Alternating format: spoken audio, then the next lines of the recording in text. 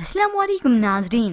Drama serial बड़े भैया की नेक्स्ट एपिसोड में आप देखेंगे बड़े भैया जिसने पहली मर्तबा शोएब को सुनाया तो वो घर जाकर फरी को 1 के 10 बताता है और उसे ऐसा इमोशनली ब्लैकमेल करता है कि फरी अपने शोहर इस शोएब की बातों में आ गई। शोएब तो बहुत खुश होता है इस फरी का ये रवैया देखकर। जब भैया के सामने उसकी फर्मा बरदार बहन सामने आकर खड़ी हो जाएगी तब लगेगा बड़े भैया को जज्बाती धचका।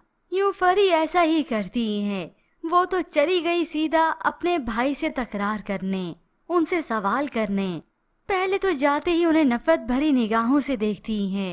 मैं मानती हूँ आपके हमारे ऊपर बड़े एहसानात हैं, लेकिन आपको ये हरगिज हक नहीं बनता कि मेरे शोहर को अपने ऑफिस बुलाकर सबके सामने उसकी बेइज्जती करें।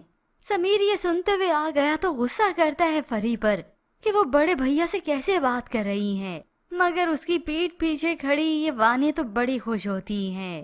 तो ये फरी खामोश नहीं रहती और आज अपने भाई को ताना मारती है। आप अपने बहन भाइयों को एहसानों तले दबा कर रखना चाहते हैं।